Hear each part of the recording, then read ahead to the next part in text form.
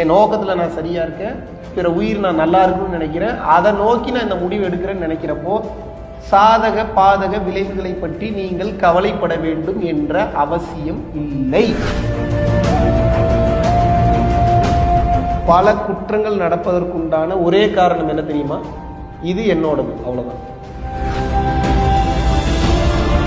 Learn from different things, don't learn from the same thing. Bore அடிக்கும். அது இன்னும் 100 விஷயம் கற்றுக் கொடுத்தா டைம் இல்லைன்ற. உண்மை மிகவும் அசிங்கமானது, உண்மை மிக மிக கேவலமானது, உண்மை அழகானதெல்லாம் கிடையாது. மறுபடியும் சொல்றேன், நீங்க உலகத்தையே ஜெயிச்சு 10,000 கோடி ரிங்கெட்ஸ் நீங்க உங்க அக்கௌண்ட்ல வச்சிருந்தாலும் உங்களுக்கு உங்களை ஹேண்டில் பண்றது எப்படின்றது தெரியலன்னா இன்னும் பல பிறவிகளை நிச்சயமாக எடுப்பீர்கள்.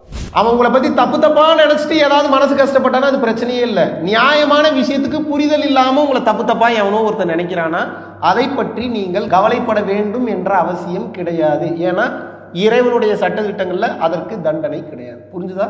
என் நோக்கத்துல நான் சரியா இருக்கேன், என் நிலையில நான் சரியா இருக்கிறேன், பிற உயிர் நான் நல்லா இருக்குன்னு நினைக்கிறேன், அதை நோக்கி நான் இந்த முடிவு எடுக்கிறேன்னு நினைக்கிறப்போ சாதக பாதக விளைவுகளை பற்றி நீங்கள் கவலைப்பட வேண்டும் என்ற அவசியம் இல்லை. யாருக்கு எப்ப வேணாலும் தூக்கலாம், போனதுதான். கொஞ்சமாவது கைண்டா இருந்துட்டு போங்கன்ற. ராஜராஜ சோழனே காணாம போயிட்டாரு. யாரு ராஜராஜ சோழன் காணாம போயிட்டாப்ல. எங்க இருக்கிறாருன்னு தெரியல. ஒரு நாட்டுக்கு போனாருன்னா அந்த நாட்டுல போய் இப்படி கால் வச்சாருன்னா அந்த நாடு அவருது. வேற வழியே இல்ல. அந்த நாட்டினுடைய ராஜா இவருக்கு முறையிட்டு அந்த நாட்டை எழுதி கொடுத்துதான் ஆகணும், இல்லைன்னா மொத்த பேரையும் காலி பண்ணி கொண்டுருவாரு. அவ்வளவு பவர்ஃபுல்லான ஆள். அதான் சோழ பரம்பரை. நம்ம செத்தோன்னு என்ன நடக்கும்னு சொல்லட்டுமா? ஒருத்தன் இறந்த உடனே உடம்பில் இருக்கக்கூடிய ஒவ்வொரு ஆர்கனும் கொஞ்சம் கொஞ்சமா டீகம்போஸ் ஆகிட்டே வரும். கரெக்ட் தானே ப்ரோ? கொஞ்சம் கொஞ்சமா டீகம்போஸ் ஆகிட்டே வர வர வர வர வர வர வர வர ஃபைனலா சில பல நாட்கள் கழிச்சு கடைசியா ஒரு வாயு ஒண்ணு வெளியேறும். தனஞ்சயன். அந்த வாயுக்கு பேர் என்ன? மொத்தம் 10 விதமான வாயுக்கள் இருக்கு. பிராணன், அபானன், வியானன், உதானன், சமானன், நாகன், கூர்மன், கிருகரன், தேவதத்தன், தனஞ்சயன். எத்தனை வாயு சொல்லியிருக்கேன்? ஏதோ குழம்பிடாதீங்க. Hydrogen, helium, carbon monoxide, carbon dioxide, oxygen, அந்த மாதிரி ஒவ்வொரு பேரை ஒவ்வொரு மாதிரி பிரிச்சு வச்சிருக்காங்க. நமக்கு இது புரிய மாட்டேங்குது. இப்போ இவ்வளவுதான். ஒவ்வொரு காற்றும் ஒவ்வொரு வேலையை செய்யும். ஒரு காற்று மலம் கழிக்க வைக்கும். ஒரு காற்று வந்து பாத்தீங்கன்னா வாமிட், தேவையில்லாத பொருள் ஏதாவது சாப்பிட்டீங்கன்னா வாமிட் மேல்முகமா கொண்டு வரும்.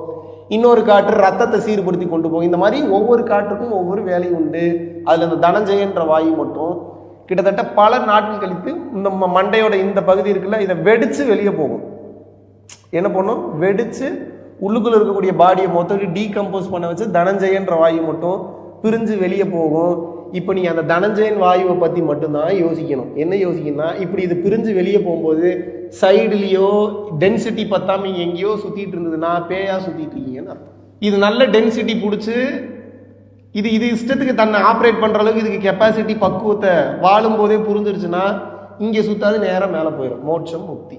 உச்சி வழியாக மண்டை உங்களுக்கு வெடிக்கணும்னு அவசியம் இல்லை. அது வழியா நீங்க நேக்காவும் பிரிச்சு கொண்டு போகலாம், எப்படி வேணாலும் பண்ணலாம். வேலை என்னன்னா, நம்ம பரம்பொருள் யோகம் செய்து மலேசியாவில் ஒருத்தர் சமாதியா இருக்கிறாரு. இப்போ கேட்டிங்களா? அந்த வீடியோ பார்த்தீங்களா நீங்க? இப்போ எனக்கு காண்டா இருக்கு உண்மையாவே. ஐயோ, நான் சொல்லி கொடுத்தேன், நீ போயிட்ட, எனக்கு இன்னும் முடிய மாட்டேங்குது. இது இப்படித்தான். யார் முன்னாடி போவா யாரு பின்னாடி போவான்னு தெரியாது. பட்டினத்தார் சொல்லும்போது நானும் தான் சிரிச்சேன். பட்டினத்தார் உபதேசம் கொடுத்து பத்திரகிரியார் போயிட்டாரு. பட்டினத்தார் உட்காந்து கதறிட்டு இருக்கிறாரு. டே என்னடா நான் கொடுத்து நீ போயிட்டேன்னு நான் இன்னும் சுத்திட்டு இருக்கிறேன்டா. அப்ப யாருக்கு எப்ப வரும் தெரியுமா? இன்று வருமோ, நாளை வருமோ, என்று வருமோ? வரும்போது தயாரா இருந்தானா? இதுதான் கேள்வி. எப்ப இந்த கைகால் சுகமா நல்லா இருக்கிற வரைக்கும் நமக்கு ஒன்றும் தெரியவே தெரியாது. அப்படியே ஜாலியா இருக்கும், அப்படியே இருக்கும். லைட்டா ஒரு வலி வேதனை எங்கேயாவது வரும்போது தான் என்ன புதுசா இருக்குன்ற மாதிரி இருக்கும். அப்புறம் மைண்ட் ஃபுல்லா அங்கேயே போகும். அப்புறம் அதுவே ஸ்ட்ரெஸ் ஆகும், அப்புறம் அதுவே டிப்ரெஷன் ஆகும். அப்ப எல்லா நோயும் கொண்டு வந்துடும். இன்னைக்கு பல குற்றங்கள் நடப்பதற்குண்டான ஒரே காரணம் என்ன தெரியுமா? இது என்னோடது, அவ்வளவுதான். இந்த உலகத்துல நடக்கக்கூடிய 100% பிரச்சனைக்கு காரணம் தான் சொல்றேன். 100% பிரச்சனை காரணம் என்ன? இது என்னது, இது என்னதுன்னு உணர்ந்தவனுக்கே மறுபடியும் இது என்னதுன்னு வரும். மறுபடியும் இது என்னதுன்னு வந்ததுக்கு அப்புறம் இல்ல இது என்னதுன்னு மறுபடியும் கொஞ்சம் தூரம் போயிடும். மறுபடியும் வரும், இல்ல இது என்னதுதான் வரும். மறுபடியும் இன்னும் கொஞ்சம் தூரம் தள்ளி இல்ல இது எதுவுமே என்னதுன்னு போயிட்டீங்க, மறுபடியும் துரத்திட்டே வரும். இல்ல அது ஒண்ணுதான், வச்சுக்கன்னு வரும். இது என்னதே இல்லைன்னு சொல்லி ஓடிடணும்.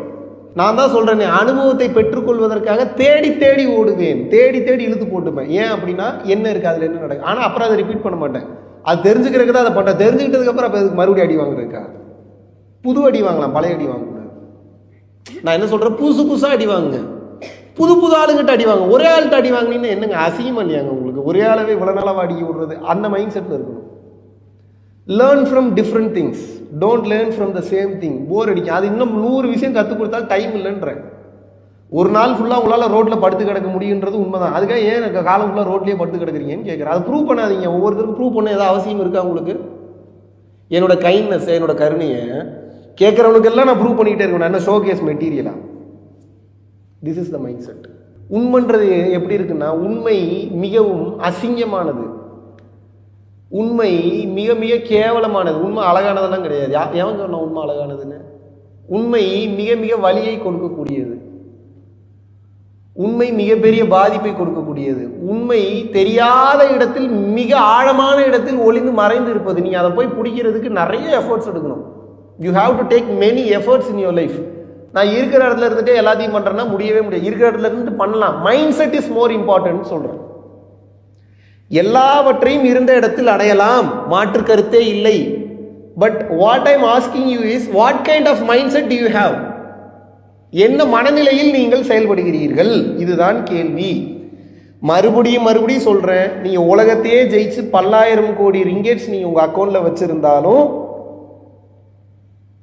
உங்களுக்கு உங்களை ஹேண்டில் பண்றது எப்படின்றது தெரியலனா இன்னும் பல பிறவிகளை நிச்சயமாக எடுப்பீர்கள். Success is not about earning the materials. Success mainly and only stands for liberation. இல்லாட்டினா இதுக்கு வேற ஆப்ஷனே இல்லை. நீ வேற என்ன பேசுனீங்கனாலும் தப்பு கணக்குதான்.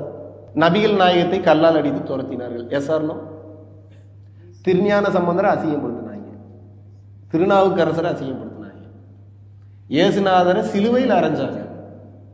நீங்க இழப்பீங்களா? ரத்தம் விடுவீங்களா? நீங்க கையில் ஆணி அடிக்க விடுவீங்களா? நீங்க வீட்லயே ஆணி அடிக்க விட மாட்டீங்க. நீங்க கையில சிலுவையில் ஆணி அடிக்க விடுறீங்க. நீங்க ஆணி அடிக்க விடுவீங்களா? நீங்க முடியுமா? யாருனாலும் முடியும். சரி, ஆணி அடிச்சுட்டானுங்க, கை கால் எல்லாத்துலயும் ஆணி அடிச்சுட்டானுங்க. உங்க வாயில இருந்து என்ன வரும்? எல்லா கெட்ட வார்த்தையும் வந்திருக்கும். வந்திருக்குமா? வந்திருக்காது? உண்மையை சொல்லுங்க. உனங்கெல்லாம் ஒரு ஆளுங்கன்ட்டு உங்களுக்குலாம் நல்லது பண்ண தோணுமா? தோணும். எப்பேற்பட்ட ஆளுக்கும் தோணும்.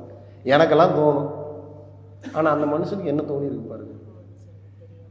ஏதோ தெரியாமல் செய்கிறார்கள். என்ன வேண்டாரு? ஏதோ தெரியாம செய்யறான். அவன் என்ன தப்பு பண்றனே அவன் தெரியாம பண்றான். அவங்களை தயவு செஞ்சு மன்னித்தருளும் பிதாவேன்னு சொல்லி வேண்டாரு.